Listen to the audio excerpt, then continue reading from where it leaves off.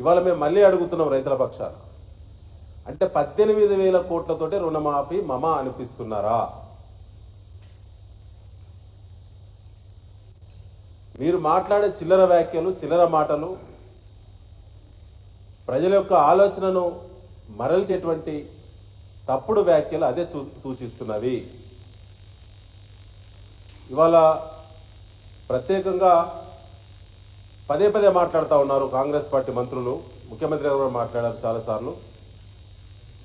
కేసీఆర్ గారు రుణమాఫీ చేయలేదని దుష్ప్రచారం చేస్తున్నటువంటి దాన్ని మేము ఖండిస్తూ, రుణమాఫీ జరుగుతున్నటువంటి సందర్భంగా ఎన్నికలు కూడా వస్తే చివరగా మిగిలిపోయిన రైతులకు కొంతమందికి రుణమాఫీ జరగలేదు. ఆ రుణమాఫీని చేసేటువంటి బాధ్యత ఇవాళ కాంగ్రెస్ పార్టీ ప్రభుత్వానికి ఉన్నదా లేదా? కేసీఆర్ గారి కలల ప్రాజెక్టు ఖమ్మం జిల్లా రైతులకు వరంగా నిర్మించినటువంటి వరప్రదాయనటువంటి సీతారామ ప్రాజెక్టు ప్రారంభం కోసం తహతాలాడుతూ రోజుకొక మంత్రిపై కొబ్బరికాయలు కొడుతున్నారు కదా. కేసీఆర్ గారు నిర్మించిన ప్రాజెక్టులను ప్రారంభిస్తారు. కేసీఆర్ గారి ప్రభుత్వం నిర్మించినటువంటి సెక్రటరియట్లో మీరు కూర్చోవచ్చు.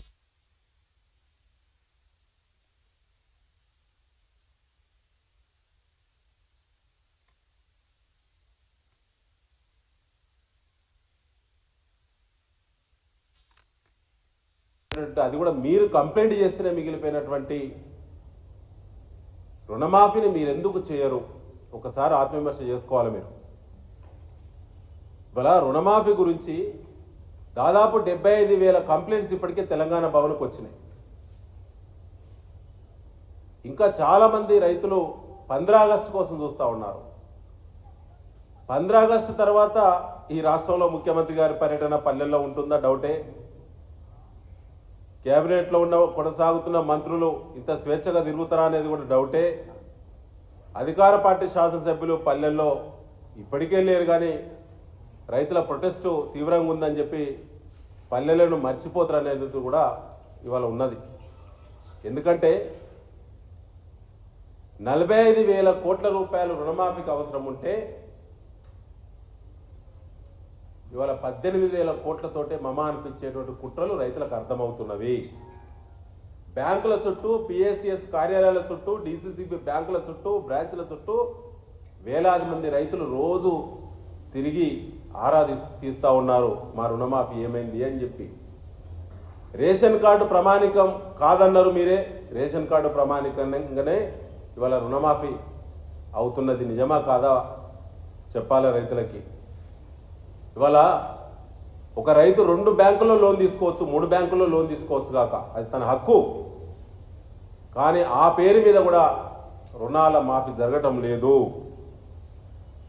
1,00,000 లోపు వాళ్ళు కూడా ఇప్పుడు రుణమాఫీ కానటువంటి వాళ్ళు వేల ఫిర్యాదులు వచ్చినవి. 1,50,000 లోపు కానటువంటి వాళ్ళు మెసేజ్, ముఖ్యమంత్రి గారి సందేశం వచ్చిన తర్వాత కూడా రుణమాఫీ జరగని ఫిర్యాదులు వచ్చినవి. అంటే డబ్బుల విడుదల పేపర్లో ఇవాళ ఫ్రంట్ పేజీలో యాడ్స్ ఇచ్చే వరకే పరిమితం అవుతుందా? అంత డబ్బు విడుదలైందా ఇప్పటివరకు మీరు ప్రకటించిన డబ్బు అనేది కూడా ఇవాళ ఒకసారి ఆలోచించాల్సిన అవసరం ఉన్నది.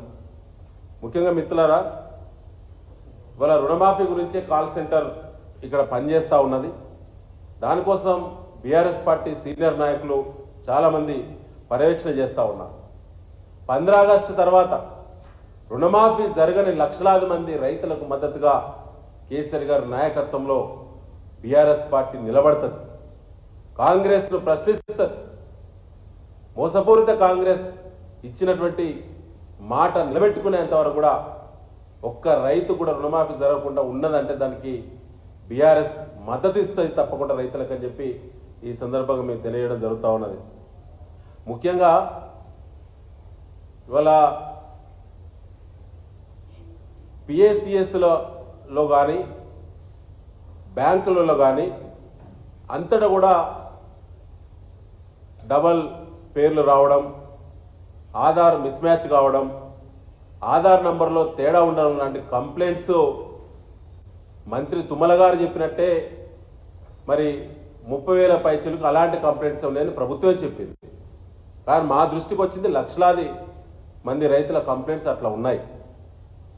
ఆ కంప్లైంట్స్ సవరణ కోసం ప్రతి బ్రాంచ్ దగ్గర ప్రత్యేకంగా మరి అక్కడ ఒక సెల్ ఏర్పాటు చేయాలి, రైతుల కంప్లైంట్స్ తీసుకోవాలి, తీసుకొని 30 రోజుల లోపు పరిష్కరించాలి, సవరణ చేయాలని చెప్పి ప్రభుత్వమే జీవో నంబర్ 567లో లాస్ట్ పారాలో చాలా స్పష్టంగా చెప్పింది.